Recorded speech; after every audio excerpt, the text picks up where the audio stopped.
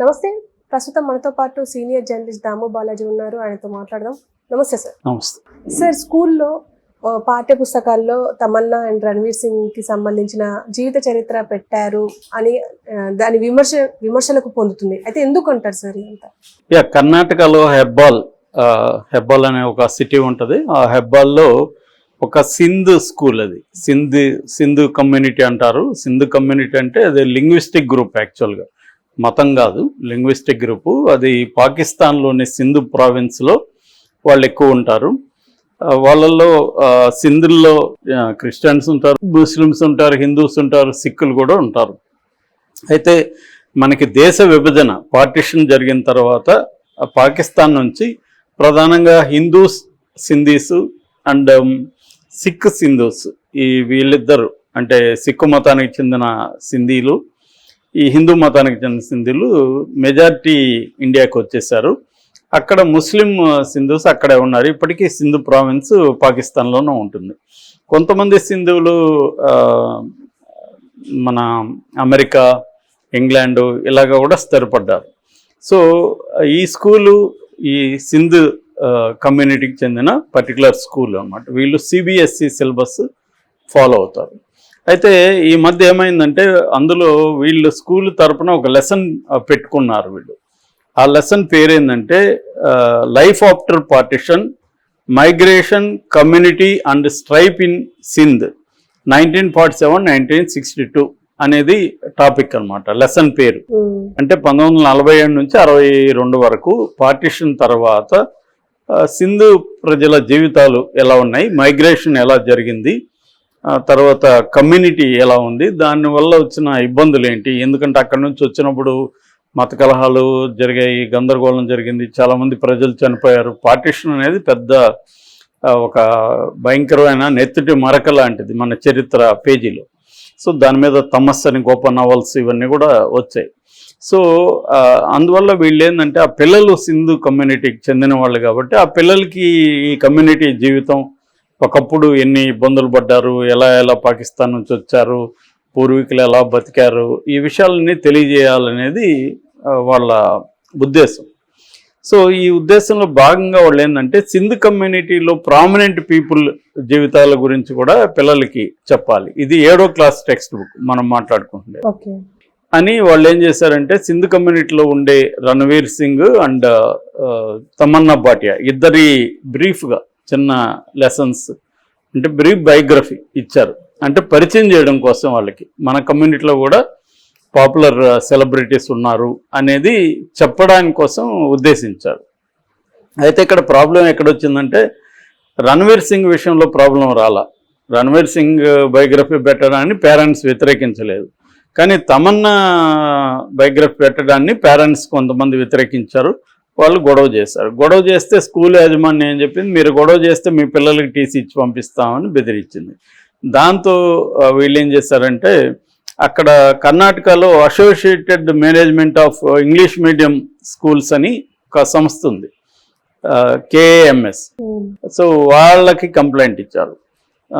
అట్లాగే children commission కూడా complaint ఇచ్చారు. అంటే వీళ్ళ ఉద్దేశం ఏంటి, ఎందుకు పేరెంట్స్ వ్యతిరేకిస్తున్నారు అంటే ఈ అమ్మాయిని గురించి చెప్పితే పిల్లలు వెళ్ళి ఇంటర్నెట్లో తమన్నాని కొడతారు, తమన్నాని కొడితే అమ్మాయి అశ్లీల ఫోటోలన్నీ వస్తాయి, దానివల్ల పిల్లలు ఎఫెక్ట్ అవుతారు అనేది వీళ్ళ పేరెంట్స్ చెప్తున్న కారణం, అబ్జెక్షన్.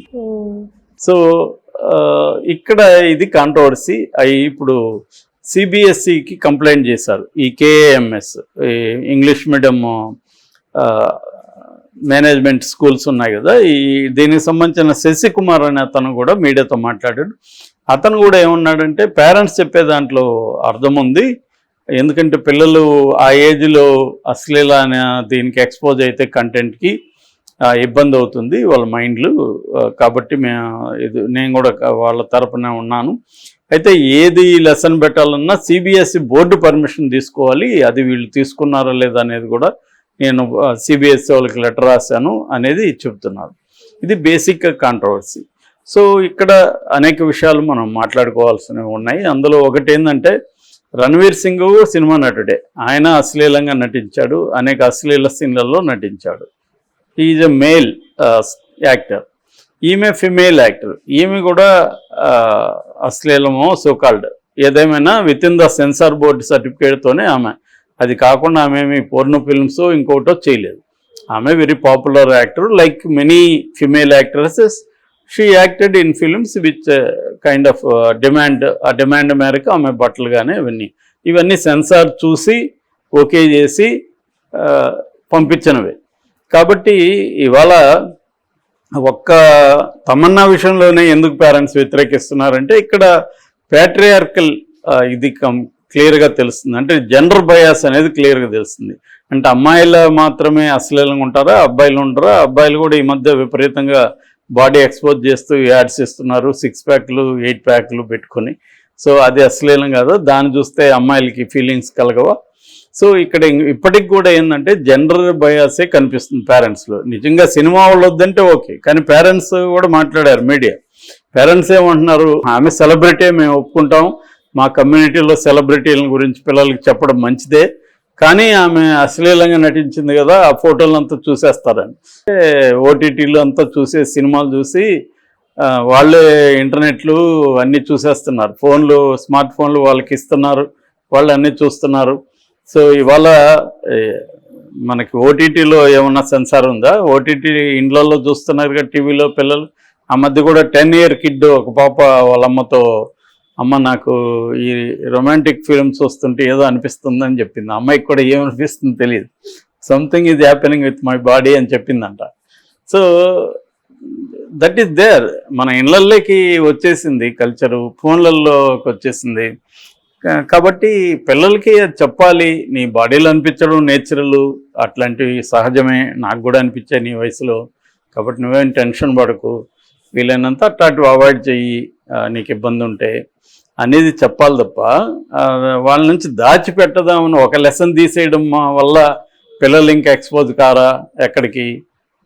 ఈ లెసన్ ఉంది కాబట్టి వాళ్ళు వెళ్ళిపోయి సెర్చ్ చేసేసి అయినా అశ్లీలంగా ఉందనుకుంటారా? ఇంకా వేరే ఏం సెర్చ్ చేయరా వాళ్ళు? వేరే ఎక్కడ వాళ్ళకి వేరే పేర్లు తెలియదా? ఇవాళ చిన్నపిల్లలే నా ఫేవరెట్ మహేష్ బాబునో ప్రభాసనో ఇంకోటో చెప్తున్నారు, ఇస్తుందా? ఇటువంటి ప్రశ్నలన్నీ చర్చకి దారితీస్తాయి. ఎందుకంటే రణ్వీర్ సింగ్ని కూడా వ్యతిరేకించి సినిమా వాళ్ళే వద్దంటే అది వేరే విషయం. సినిమా వాళ్ళే వద్దు, మా సింధు కమ్యూనిటీలో చాలామంది ఉన్నారు, వాళ్ళ జీవితాలు పిల్లలకి చెప్పడం అవసరం అని మాట్లాడితే అది వేరే డిస్కషన్. ఇక్కడ ఒక మేల్ యాక్టర్, ఒక ఫీమేల్ యాక్టర్, మేల్ యాక్టర్నేమో యాక్సెప్ట్ చేస్తున్నారు, ఫీమేల్ యాక్టర్నేమో వ్యతిరేకిస్తున్నారు. దానికి కారణాలేమో ఇవి. సో ఇవాళ ఏంటంటే రియాలిటీని ఫేస్ చేయాలి లైఫ్లో. పిల్లలకి ఖచ్చితంగా మనం వాళ్ళని దాచిపెట్టి చేస్తే వాళ్ళకి ఇంకా క్యూరియాసిటీ పెరుగుతుంది. సో ఖచ్చితంగా డిస్క్రిప్షన్ అది అవసరం, పేరెంట్స్ గైడెన్స్ అవసరం, అవన్నీ అవసరము. కానీ వాళ్ళు కూడా ఇప్పుడు ఆ స్కూల్ మేనేజ్మెంట్ కూడా ఇవన్నీ ఆలోచించకుండా పెట్టారనేది మీ అనుకోవాల్సిన పని లేదు. ఎందుకంటే వాళ్ళు ఏంటంటే ఒక సెలబ్రిటీలు అయితే కనెక్ట్ అవుతారు పిల్లలకి, మన కమ్యూనిటీలో కూడా సెలబ్రిటీస్ ఉన్నారు వివిధ రంగాల్లో అని చెప్పి వేరే వాళ్ళని కూడా పరిచయం చేస్తూ సినిమా నుంచి వీళ్ళిద్దరిని ఇచ్చారు, ఒక మేల్ ఒక ఫిమేల్ని ఇద్దామని అనుకున్నారు వాళ్ళు. సో ఈ యాంగిల్ వాళ్ళు ఆలోచించాల, అంటే ఫిమేల్ని మాత్రమే సెక్సువల్ ఆబ్జెక్ట్స్గా చూసి వాళ్ళని మాత్రమే ఇబ్బంది అన్న ఫీలింగ్ వీళ్ళకి వస్తుంది. రేపొద్దున వీళ్ళల్లో హీరోయిన్లు అయితే పంపించరా అన్న డౌట్ కూడా వస్తుంది. సో అందువల్ల ఇదంతా కూడా కొద్దిగా కాంట్రవర్షియల్ వ్యవహారం. ఏదేమైనా ఇది ఎలా పరిష్కారం అవుతుందో చూడాలి మనం. Okay sir, thank you.